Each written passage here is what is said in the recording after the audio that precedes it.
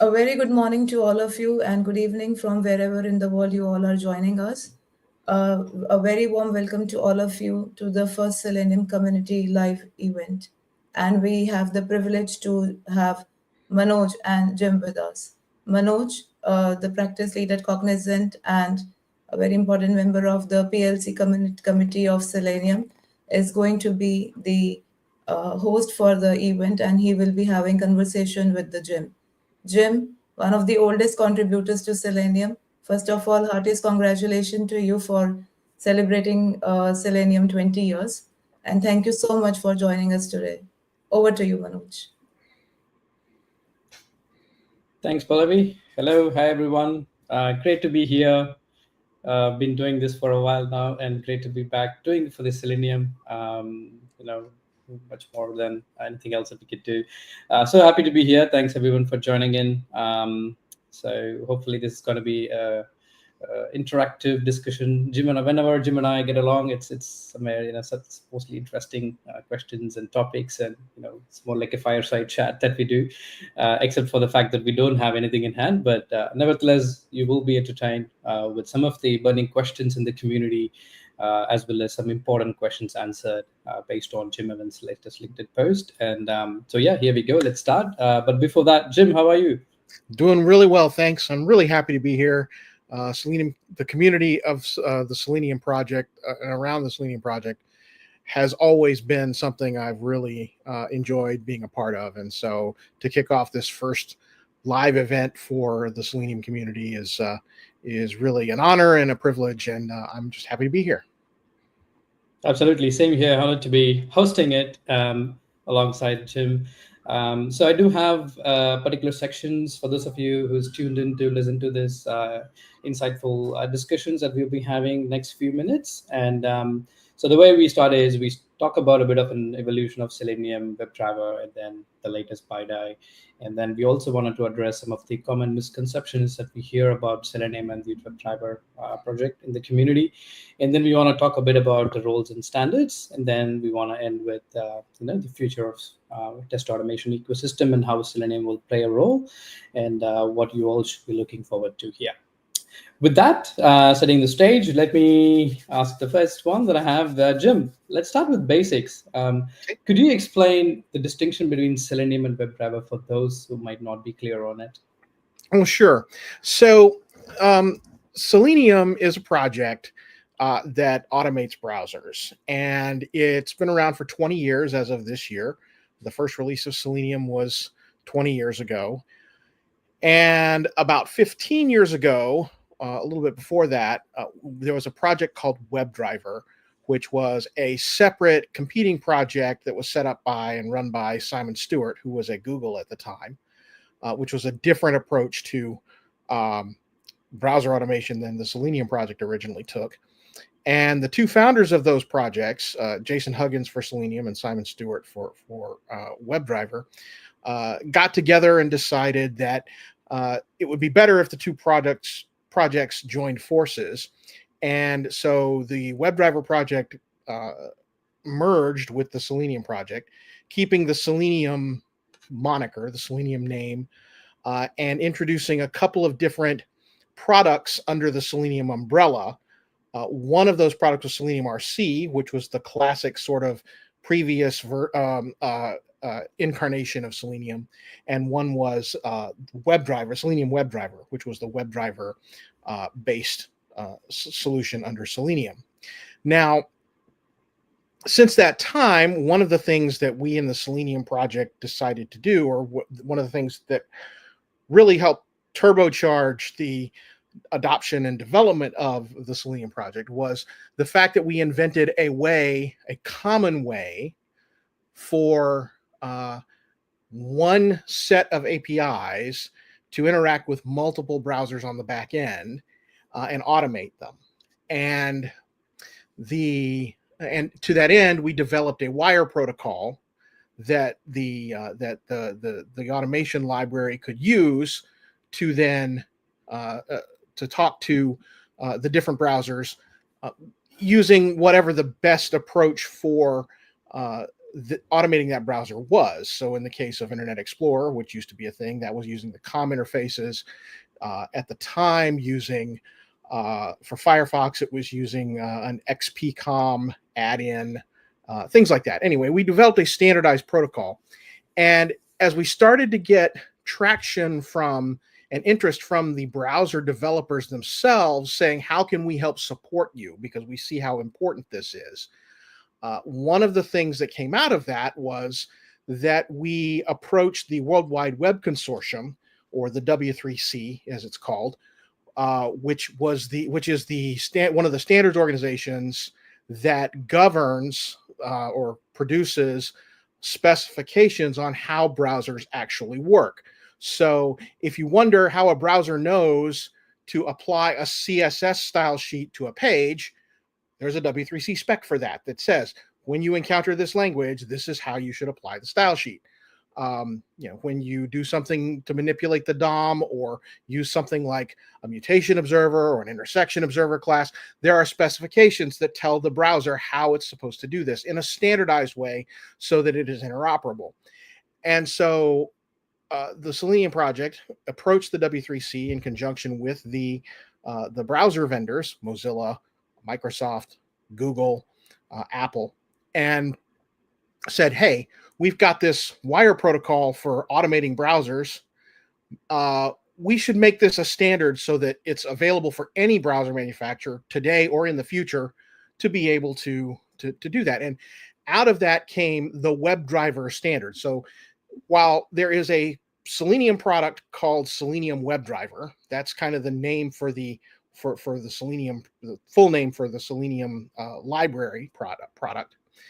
There's also a web standard called WebDriver, which is the W3C codification of that protocol and how a browser is supposed to react when being automated via the WebDriver protocol. And it standardizes the endpoints, the commands, the responses, how it's all supposed to work together, and it gives the browser vendors a concrete stake in the ground that lets them know what commands to expect and how they should react to that command and what kind of responses they should send back.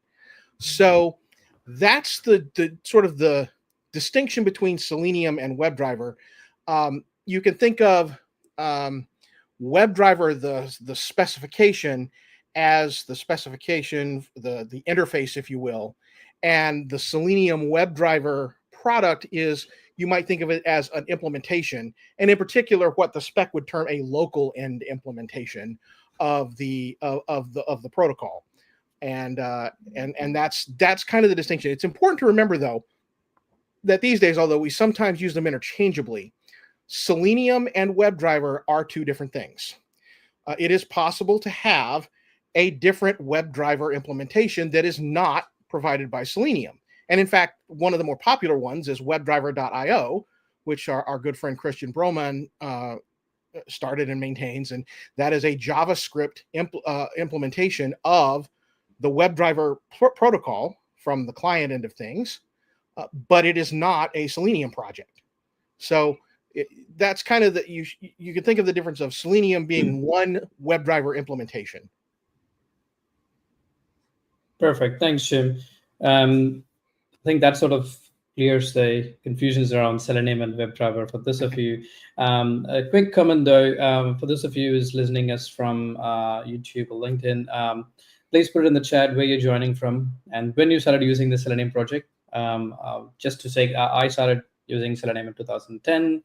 Selenium RC was my first experience along with IDE. Just to recap a bit, it was a bit nostalgic when Jim mentioned about how it evolved from Selenium was a project and then WebDriver merged together. So remember that WebDriver is a W3C standard. It's a protocol, and you could implement your own project, just like how Selenium community did with Selenium WebDriver and WebDriver.io, like how Christian Broman did. So that's the main differentiation. So you covered a bit about the standards, Jim. We all know WebDriver is now a W3C standard, right? So what it takes for a project to be called a standard Is it a journey that comes in straight away, or do you have to work through a thorough process? And how does it happen? So there is a process, and it's a fairly rigid one. And the first thing that there are a couple of different tracks, and I can really there's fairly extensive documentation in that the W3C website that talks about how a standard comes into being, but I can speak in depth to the track that the WebDriver standard took, which was there was a working group that was formed as part of the that was formed as part of the W3C. So it's a W3C working group. The working group was called the Browser Testing and Tools Working Group, and it was designed. It was formed to support the creation of and standardization of tools and used in the browser, and testing technologies to work with the browser so that people could use their use those technologies in a cross-browser way. And to get that working group formed, there was buy-in from major browser vendors. The W3C is made up of several hundred corporations as a consortium. But in terms of browser technologies, there are a few larger players, obviously, because they make the browsers, right? So once we started the working group, we started having meetings of the working group, and had people from various members of the consortium, including Google and Microsoft and Apple and Mozilla, started getting together and meeting, and we wrote a specification, a draft spec. And basically what happens is you do it iteratively. Someone will write a proposal for a feature for the spec and write the spec language. And writing spec language is its own sort of dialect. It's a very precise kind of thing, and it takes some time to learn how to do it properly. But you iterate through that, and our process in that working group is done on a consensus basis. So everything that went into that spec, into the WebDriver specification, everything that went into that had to meet with consensus from all of the working group members. Now, consensus does not necessarily mean that everyone agrees with every single thing, but it means that whatever objections you have are not strongly enough held that you're willing to hold up the rest of the progress on that particular feature. And so the spec was written iteratively over time, and as things landed in the spec and got published in the various working drafts, one of the things that requires a specification can move through different phases, from a working draft to a published candidate to a published first draft. I can't remember all the phases, but there ends up being a candidate recommendation and recommendation, or the final two phases. And one of the things that, in order to transition to the candidate recommendation phase, is that you must have at least two independent implementations of a specification. So in this case, what that would mean that Google or the Chromium project would have to have a working implemented version of the specification, and say Mozilla or Apple would also have to have an implemented working version of the specification draft in order to move to the candidate recommendation stage. And once that happens, then there's some final, requests for comment, and eventually the work transitions over into what's called a recommendation. And at that point, it's an actual standard, and tends to be fairly frozen, although newer specifications fall under under like living document type standards, where things can be added as they reach consensus within the group, and so on. So how the WebDriver spec came to be may not necessarily be the exact same process that other specifications under the W3C umbrella would follow. However, within this working group, I will say that consensus has been the hallmark of that specification. One other thing that I would point out, and this is something that a lot of people don't really often recognize, is that when it comes to the WebDriver specification in particular, everything that is done that we talk about, all of our discussions, everything happens in the open. The repository where the draft of the spec is kept is on GitHub. Anyone can file an issue against the specification that they want to, and can respond in comments to issues. People can raise discussion points. The meetings happen in the open, and meetings and minutes to the meeting strict minutes are kept at every meeting that we have, and they are published publicly to the web so people can peruse those wherever they want to. And so, especially with the WebDriver specification, it happens completely in the open, and we encourage participation from just about anyone who's interested to go and bring up questions or comments that you might have, and we'll try to address those as part of the working group. Wow, that's quite a process, Jim. I'm sure those meetings have been not, I'm sure it has been very productive and entertaining as well here and there. And I believe you also have W3C meetings once a year, or do you guys? Yes. meet? Yeah. Part of the W3C working group process often involves face-to-face meetings where we all get together as a working group and sit in a room. Sometimes it's just easier than going to have and more immediate feedback, since the World Wide Web Consortium is literally worldwide. It's hard to sometimes get everybody together in the same time zone without being physically co-located. So maybe twice a year we'll all get together and work from the same room. Once a year, it's usually in the fall, the W3C holds a sort of a massive gathering of all of the working groups, so they can all get together and do working group things in one place. And that's also when the W3C Advisory Committee meets, the governing committee of the World Wide Web Consortium, and so on. And that's called TPAC, which stands for the Technical Plenary and Advisory Committee Sessions, if you really are interested. So TPAC is every year. This year it was in California, in Anaheim. Next year, I can't remember where it's going to be next year. I think it's going to be in Japan next year. So if memory serves, I don't always get to go in person. We do sometimes do remote participation if that's not an option. But again, you run up against time zone things there as well. Absolutely. Yeah. It's quite amazing to hear complete. For those of you who don't know, haven't heard this before, I think probably this would have given you where Selenium project have started to, how much time it took to be a call as a standard. As someone said in the comment, Louis, W3C accomplishment is a key for Selenium success, and which is absolutely true, because that's how Selenium stands completely out of the box, just supporting true cross-browser and a lot of other things to truly control your browser automation. There you go. The answer from the man himself. Thanks, Jim, for that.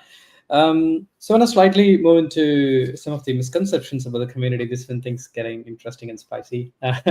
So often, Jim, what we hear from the community, even testers or some of the influencers that we say in the tech community, is what they say is Selenium is outdated and slow, right?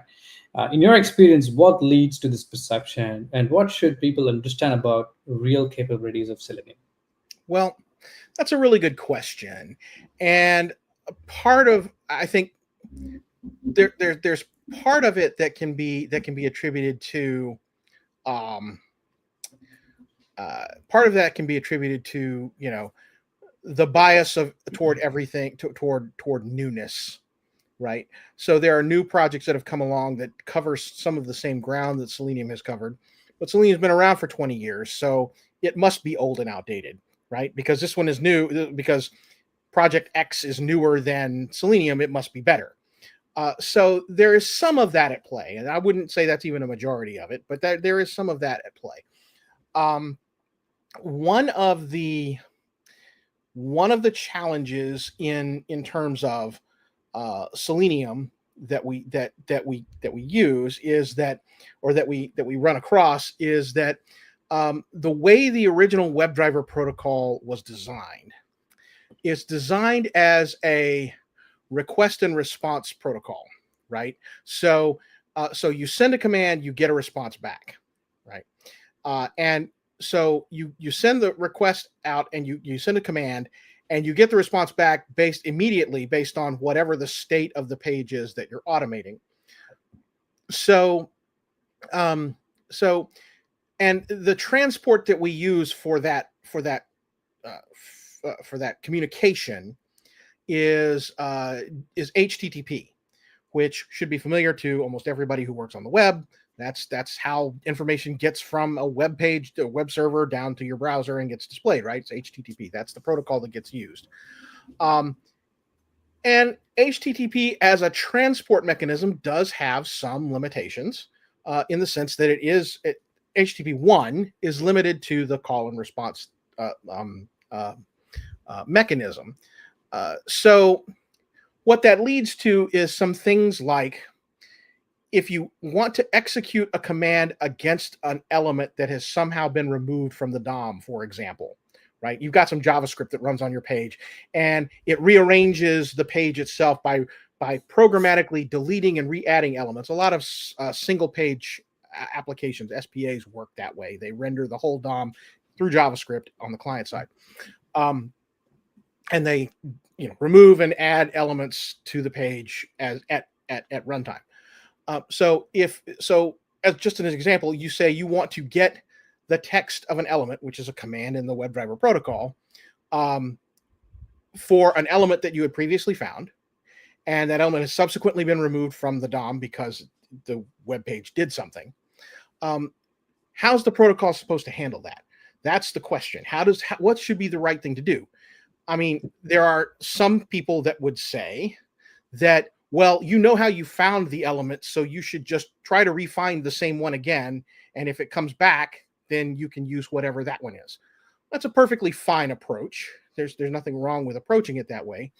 But from a standardized perspective, we decided as a working group that the way to do that would be to say, I don't know what element you're talking about. It's gone. The element reference that you gave us is no longer there.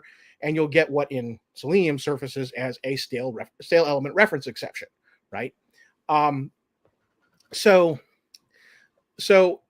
that sort of, we send out a call and get back a response that may or may not be exactly what we expect, is one other reason that people perceive Selenium as slow, right?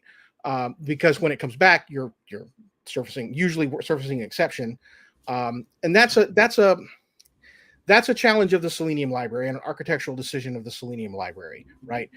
The Selenium library, one of the operative phrases is, you are expected, you as the developer of the automated script are expected to know the state of the page you're automating, and if the tool encounters something that is different than the expectation that you have set, then that is an exceptional situation and warrants raising an exception. So and that's fine, and that works out well.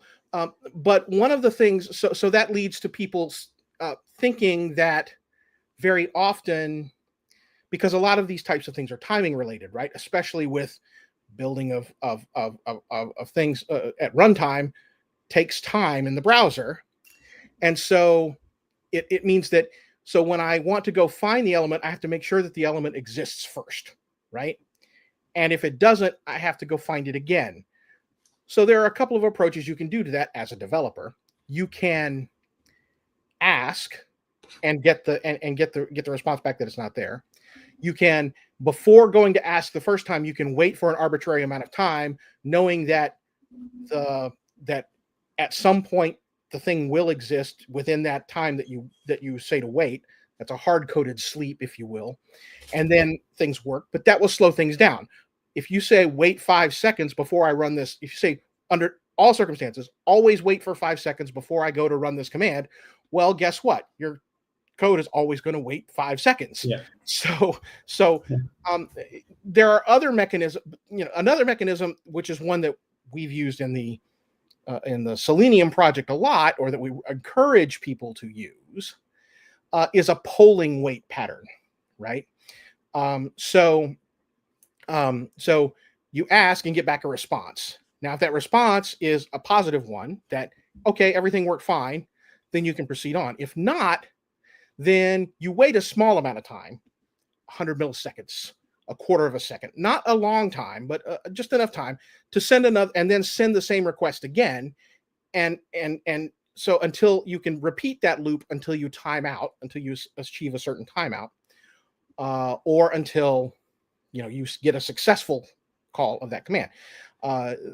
Typically, that's a WebDriver wait in the Selenium library itself. Yeah.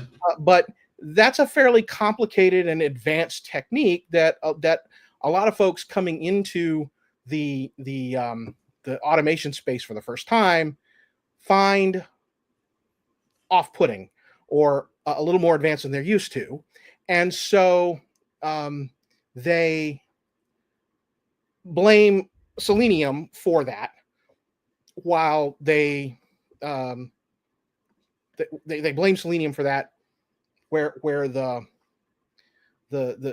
it's just the website needs the time to catch up with what you're trying to do, or the browser does. Now, as certain programming languages have become more and more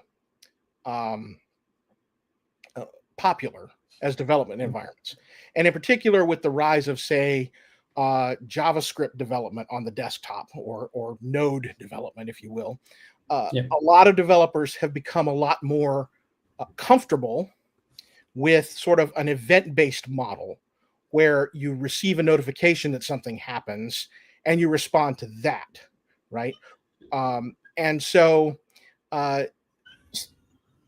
Selenium out of the box doesn't have something like that built into it. So when you're a JavaScript developer, for example, and I'm saying JavaScript, but it could be any development language that provides an event-based kind of event bus kind of thing. C# does, for example, also as a first-class language feature. But as if you're used to that kind of reactive sort of event-based programming, the lack of it in Selenium, and the forcing you to do like polling weights and such, can feel sluggish and slow. Right. Yeah. So there are other parts of the Selenium library that people often misinterpret as Selenium is slow or not efficient or doesn't do stuff. Well, that's another reason of that is kind of architectural. The original intent for the Selenium library was to do one thing and do it well, and that's to automate browsers. Now, Absolutely. While one very common, in fact, maybe even the most common, maybe even vastly the most common use case for automating a browser is automated testing of websites, that is far from the only use case under which browser automation is useful or necessary. And so to that end, the Selenium project doesn't do things like, how do I create a test and orchestrate test execution? How do I mark a method that this is a test method and I want to run this using some sort of test runner? How do I get reports out? What's the status of my tests? How do I get reports? How do I report that to my management that my automated tests are working properly? None of those things are really core competencies of the Selenium project. There are lots of great projects that do that. For example, test case execution and orchestration. There are lots of good ones. JUnit and TestNG in the Java world. NUnit, XUnit in the .NET world. PyTest. In the JavaScript world, there's Vite and Jasmine, Jest Mocha. and Mocha, and so that's not something that the Selenium project has felt up to this point that it's really in our wheelhouse to provide those things, because we don't want to do something halfway. If we're going to do something, we want to do it well, right? And our core competency is automating the browser. So That's right. Perfect. Thanks, Jim. I think you also slightly answered the question that I was going to next is, I mean, other challenge that we often think of Selenium tests so flaky, is it something to do with really Selenium, or is it about poorly written automation and infrastructure challenges? And I think you answered that already. So yeah, I mean, a lot of those sorts of concerns, right? Like, what do I do when I need to wait for the element not to exist, Yeah. or to exist, or how do I wait for the thing to reappear, or that kind of thing? How do I wait for something to be visible? Those kinds of things, if you develop and maintain yourself, or bring in an already written automation framework of some kind, where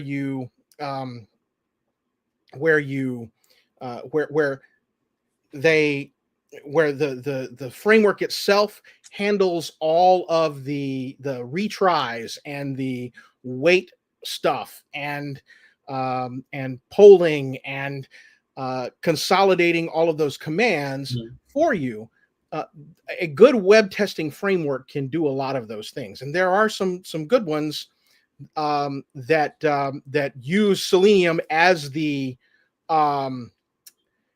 basis for how they drive the browser, but they provide a lot of extra things. Like in the Python world, for example, Selenium Base is not a Selenium project. It's owned and maintained by someone outside of Selenium. But it uses Selenium under the hood and provides a lot of additional extra features over and above what Selenium does, all while using Selenium to execute those features, for example. Correct. As someone said in the comment, no one complained for almost 10 years when Selenium was the only capable open source automation tool, which is true. But then, which also leads me to this question, which often spoken in other testing-based community events and as well as in LinkedIn, right? So, Jim, according to you, so what I heard is modern front-end development frameworks need modern automation tools. What is your thoughts on that? Would Selenium is still relevant based on how fundamentally it was architectured, thinking this is how DOM works, and that's why the W3 standards are there? Well, yeah, sure. That's a really great question, and I've heard some of the same things. And modern web applications do often have larger expectations of the testing tools associated with those with the web applications and development methodologies that they use. One of the things that we've really been putting some time into as a W3C working group is there is a new specification that we are working on called WebDriver BiDi, which is short for WebDriver Bidirectional, which is sort of an evolution of the WebDriver specification. It revamps sort of the way things work, in the sense that it doesn't use HTTP as a transport. It uses a JSON messaging system sent over a WebSocket. And rather than being strictly, because WebSockets are bidirectional by nature, you can not only do the classic sort of command and response mechanism for executing commands against the browser, but you can also just receive and subscribe to and receive events from the browser itself. So when something happens, like when a new browser window opens, rather than polling to wait for that to open, you can get notified as soon as it does, for example. That is one example of something that would work. So that specification is currently in process. We are actively working on that right now. But even as we are actively working on it, browser vendors have already begun implementing what has already been landed in the spec. And in particular, our friends at the Chromium project for Google and Microsoft Chrome and Edge browsers, and our friends at Mozilla for the Firefox browser in particular, have been quite aggressive in being able to or in attempting to in implementing what has landed in Collaborate. this Yeah. application. Yeah. Collaboration is really key in that. Yeah. Yeah.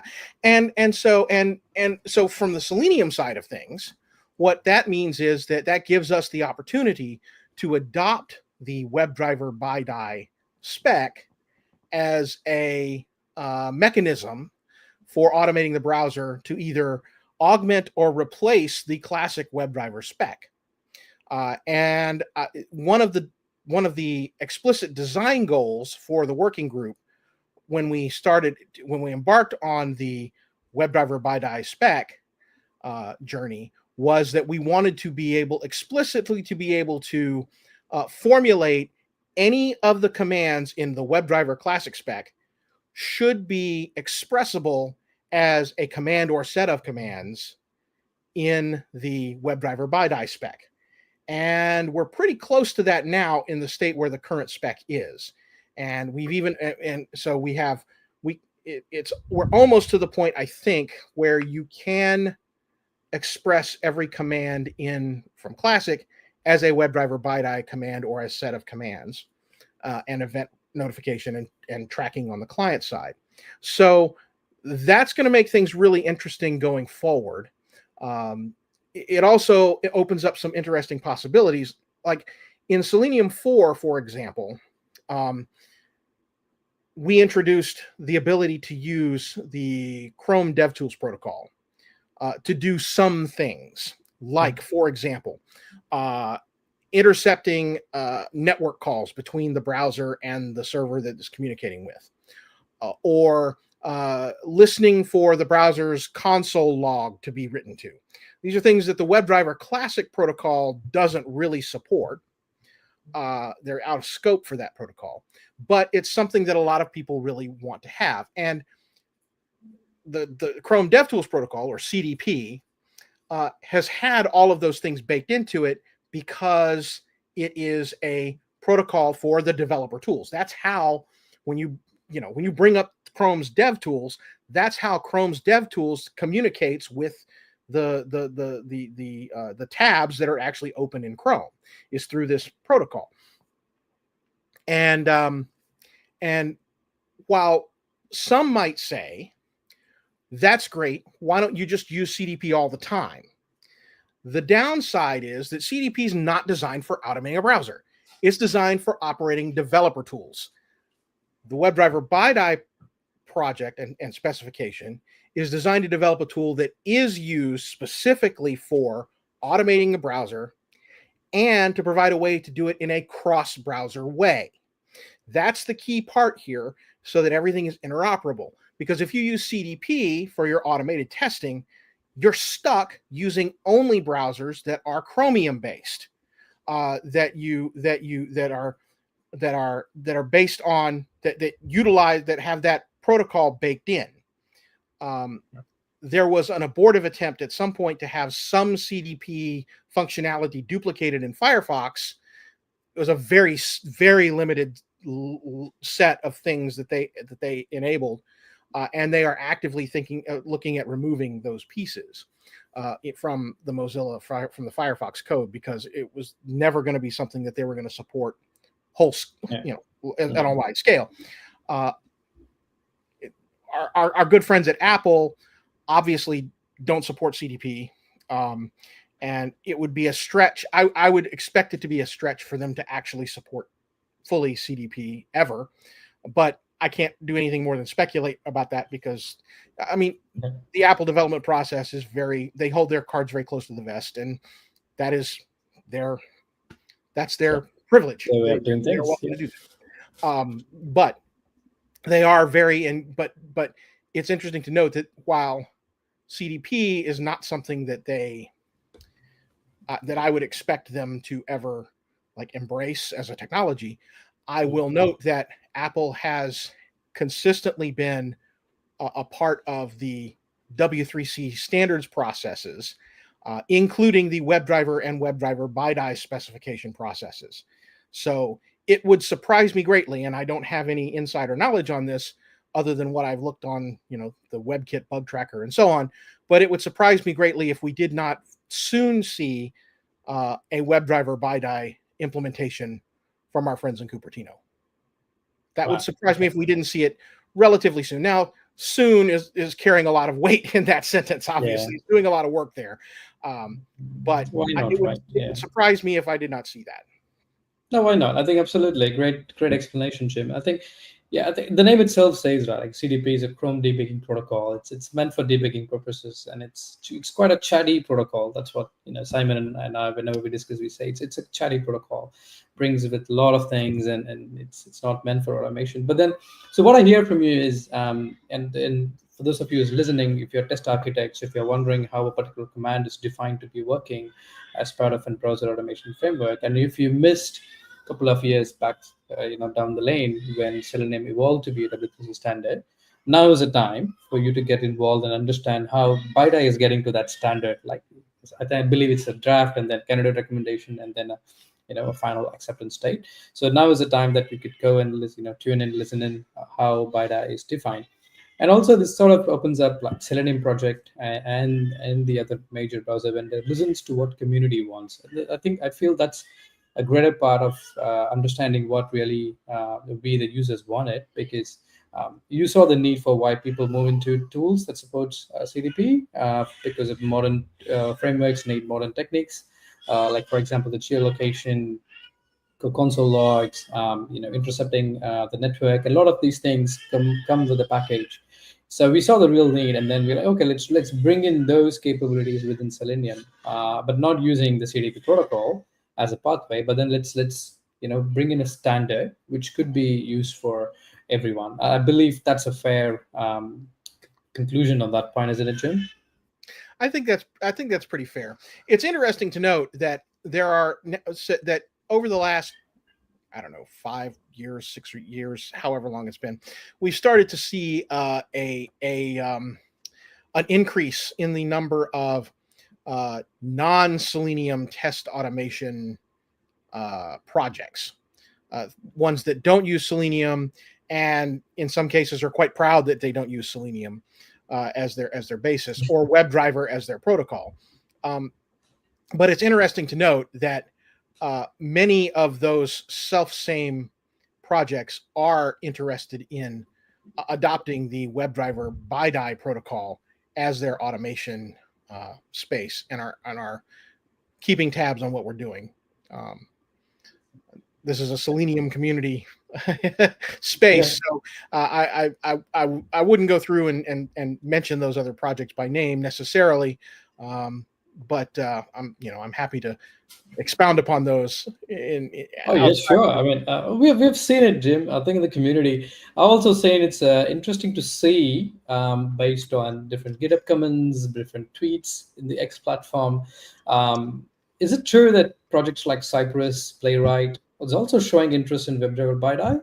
And That's particularly, true. what does this tell about the standard's potential? Well, that's true, and so we have seen that they are adopting WebDriver BiDi.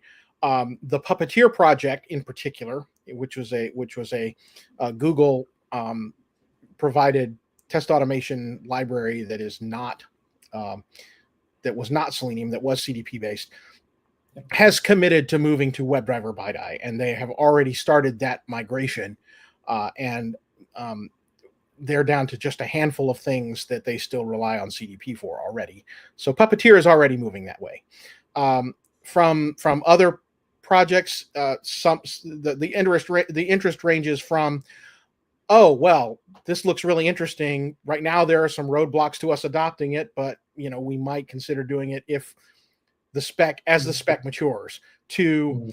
oh yeah, we really want to adopt this right away, and already are starting to pull onto some of these things for, our non-Chromium based automation scenarios. So the interest ranges from just interest to active, full on integration of WebDriver BiDi into their uh, development space. So Yeah, as I could say, these standards potential is, to summarize, to unify the test automation ecosystem. well, and not only that, but you get the when you move to something that's standards based, Yeah, you get the ability to you get the automation technology is being then maintained by the people who best know the browser, those that actually make it.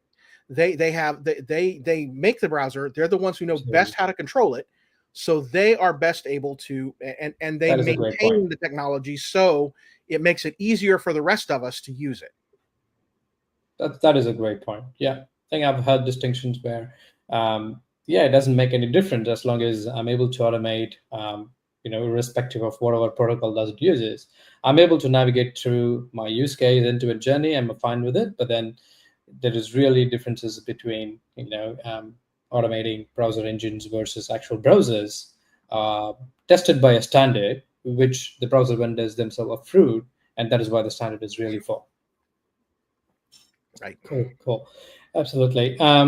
Just a quick comment is, if any of you had any questions, please put it in the chat. I'll take it towards the end while I have a few questions curated from the community. And I'm sure those of you who are hearing to this, or probably he will hear it later, which will be in YouTube. This is like, Tim hitting in the nail in the head, answering some of the common misconceptions and some of the burning questions in the community.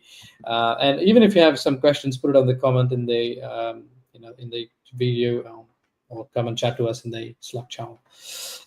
Cool. The next one that I have, Jim, is how can open source communities like Selenium stay agile and continue innovating while adhering to standards like WebDriver and the emerging WebDriver? This could be from, for example, if I'm using WebDriver IO, or if I'm using any other project. Now there's something called WebDriver BiDi. Is it, as a user, is it something that I need to be worried about? Will it impact me, or is it more towards the project making sure they adopt to the standard? That's a good question. I'm not sure I have a silver bullet, one size fits all answer for that. But if you're a user of Selenium or any other project that automates browsers,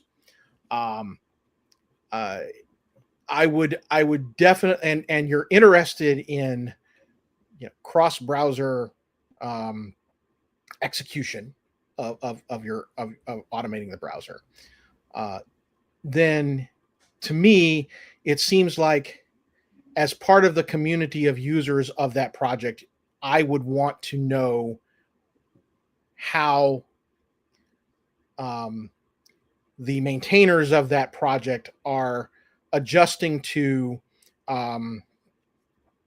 the emerging standards that exist, or the standards that exist out there. And if they're not using the standard ways of doing things, or the approved standards, why not? And are there any plans to move that way? And with a healthy open source community, those kinds of questions often lead to great opportunities to contribute from anybody with a healthy open source community. Writing code is and getting that code accepted into the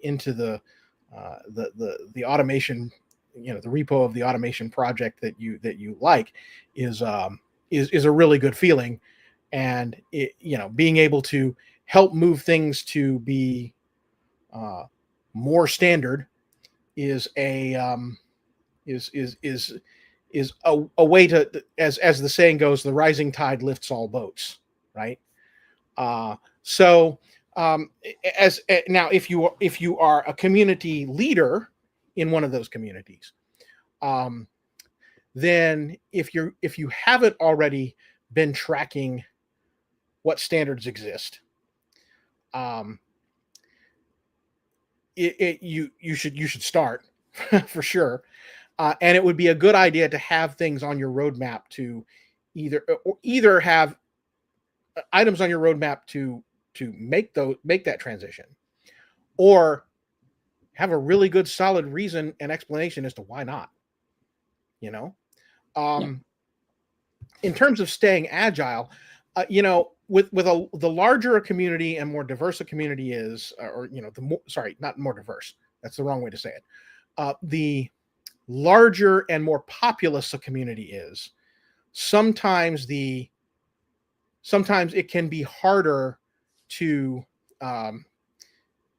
make progress because you have to coordinate things with more people, and that can lead to unexpected slowdowns in velocity. So, does that mean you have to manage your project with perfectly agile techniques? I don't know. That depends on the project. But I know that, for example, in addition to working on the Selenium project myself, I have a WebDriver BiDi client implementation that I play around with, that I have just made available, that I just did for fun to have an independent client implementation. I monitor the spec commits religiously. And as soon as something lands in the spec that affects how a client, adds a command or changes the payload that a command would send, or changes a response or event payload, or adds something new, I get right on top of that and add those immediately. Now that I've got a base skeleton for it, it's pretty quick, but getting that initial sort of baseline of stuff is kind of challenge. Nice. I think we can put a link to it later on the project that Jim mentioned. He's been working on Sure. WebDriver BiDi 9. Thanks, Jim, for that. Does Selenium project already adopted BiDi, or where are we with in terms of BiDi capabilities? We have landed some BiDi specific code in the code base at this time. I would like to see us eventually be able to transition entirely to WebDriver BiDi, but we are nowhere near that level yet. And as the BiDi specification gets more capable, I would expect that we would have more. We would see more and more features coming online using that specification, or using that protocol, and slowly but surely weaning ourselves off of the very small amount of CDP code that we have in the Selenium project. Amazing. I don't see any questions. Yeah, I do see a couple of questions. Is there a valid source to share the drawbacks of using a browser library instead of a real browser? So there are a couple of things and our colleague and good friend David Burns did a whole talk about this, and I think someone has responded with a link to that presentation. Yes. That's a very, very good presentation that shows why testing with just the browser engine, outside of its attendant JavaScript engine and Chrome. I mean the Chrome wrapper around the engine. Chrome, I don't mean Google Chrome. Typically, browser manufacturers talk about things like the actual tabs, the menu bar, the address bar, all the visual look. They call that the browser Chrome. It's the Chrome that you plate on top of the browser engine to make it look pretty and usable. There are projects that simply use the browser engine, or the rendering engine. That would be Chromium or Blink for Chromium-based browsers, WebKit for WebKit-based browsers and Safari, Gecko for Firefox compatibility. That's fine, but if you're only automating against the browser rendering engine in isolation, and you don't consider the interaction of the browser engine with the attendant JavaScript engine, for example, that the browser is integrated with as part of one whole, that increases your risk profile. It may increase it a little, it may increase it a lot. But if you're looking at it from a purely testing perspective, and only I can't make a pronunciation or a proclamation whether that delta of risk, right, the difference between testing against the browser engine only and the browser and the full browser itself, the same, making sure it's the same shipping browser that your Users. that your users use. I can't tell you whether that risk is enough to worry about. That's something that only you, as the analyst of the, and not you specifically, Manoj, but you, the general second person, you, that only you can make for yourself the determination as to whether that is whether that's an acceptable level of risk or not. Thanks for that. Talking about quite a few minutes to, unfortunately, the time is getting near to the close at the end of the show. But then I have two questions to end with. One, talking about the future of Selenium. Jim, we spoke about Selenium and then WebDriver, how the ecosystem evolved, and now we're talking about BiDi. What do you? I still feel like WebDriver BiDi will be the future, but is there anything else that you personally think that Selenium project should try to do, or should the users should be aware of? Right. Well, we've had a number of discussions as part of the Selenium project, and this is community related as well, of things like, should we start migrating to more sort of, okay, aside, when I was a kid, I would see advertisements for toys on TV, right? And it would always be something, and it would say batteries not included. So they would not give you you'd have to go out and get the batteries for whatever toys you were getting for the kids. So we've talked a lot in the Selenium community, or the leadership of the Selenium community recently, about, can we or should we transition to more batteries included types of features? I think that the general consensus is that we should do some of that, but we should also be a better group or a better project about being able to promote and have more knowledge of other projects that use Selenium as part of their offering, and add those and have value added features on top of Selenium. I mentioned Selenium Base. I think that's one that stands out. I've mentioned, yeah, I'm drawing a little bit of a blank off my head. Nightwatch is another one. Nightwatch JS uses the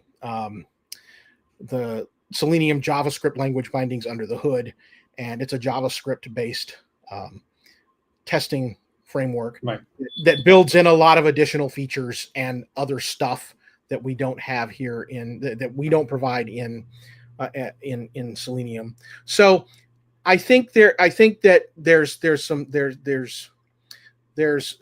you'll see an expansion of some of the baseline features that Selenium offers, and I think you'll see some of those features that are sort of little known features that haven't gotten a lot of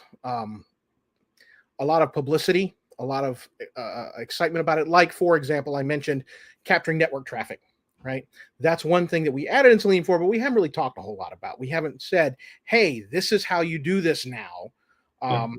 I think you'll see us investing a little bit more time and effort into promoting those features and letting people know they exist, so they can start using them. So those are the kinds of things I think you'll see us investing in going forward in the near to immediate term. I don't foresee us moving heavily into, like machine learning or AI, generative AI type of space for the Selenium project itself. Um, since that's the new hotness that everybody's talking about today. I don't see us moving into that. I know that there are some people who are creating trained LLMs on what good Selenium code looks like, so that they can use those LLMs to generate Selenium code. But I don't think the Selenium project per se is Yeah. going to be directly involved in making those kinds of things happen. Cool. So you touched on the most asked about AI part, which also I had, but then I was wondering, should I ask given the time constraint? But thank you for pulling that in, Jim. Thank you so much, Jim. It's been an absolute pleasure talking to you about various things that the community need to hear from us, from the Selenium project. And wonderful, greatly thankful to the project for letting me host this show with you, Jim, and also Marat, Palavi, Diego, and all the other people who are actively working towards upliftment of the project. Thank you so much. Well, it's been a great pleasure. It's always a pleasure catching up with you, Manoj, and I always have fun. Lavi, thank you so much for organizing this all and getting us together. And thanks to everyone who has used Selenium over the past 20 years. I certainly wouldn't be where I am today without every one of those users. And I'm grateful every day for the Selenium community. That's very well said, Jim. Thank you so much for all the insights you have shared in these last 60 minutes. And thank you so much, Manoj, for asking those questions. I did had a good and a great learning time. But I would like to take a minute. You had a question. Would you like to ask Jim? Otherwise, the community and I will be keeping thinking, what was that question Manoj wanted to ask Jim? And we were like getting all that time. Please go ahead and Yeah. ask. Yeah, sure. Thank you. Probably a question, Jim. So Pallavi was like, "Yeah, time's up, and we should wrap up." Like, yeah, I had one question, which is like, "Yeah, okay, cool." So the question was, Jim, thank you so much for what you have been doing for past these many years with Selenium community, and you have been a key contributor to Selenium for over years. And of course, as open source contributors, family really, really plays a key role. And we all know Patty. She also often comes to the Selenium conference. So thanks to her efforts. But then, uh, what keeps you passionate about contributing to the project? And how do you see others getting involved? And what would be your piece of your words of wisdom to them? Well, so like I said, and I said this right at the outset, the Selenium community is the thing that I've always has always drawn me to the project. The openness and the welcoming of the people in the community, the leadership, to everybody who uses it, has always been one of the um, things that sort of keeps me coming back. And I have been actively involved in the Selenium project for 15 of its 20 years, and I really have enjoyed my time there. And so, if I had any like advice for people who are listening, or either now or as this is recorded for posterity, I would say Whatever. speak up, get involved. We have the IRC channel, and it's mirrored on Slack. We have the Slack channels. Get involved, speak up. Pick up an issue in GitHub and try to solve it. We really appreciate all of the effort, and when we all pull on the oars together, we go a lot faster. So, Thanks, Jim. Thanks, Pallavi, for letting me ask the final question. Okay, and on that note, yes, when we all get involved, we all rise together. Thank you, Jim. Thank you, Manoj. Thanks you for your time. Thank you, everyone who joined us today for the very first episode of Selenium Community Live. Thank you. wonderful. Thank Bye, you. Jim. Bye, Thank Manoj. you. Thanks, Bye. everyone. See ya. Bye. Bye.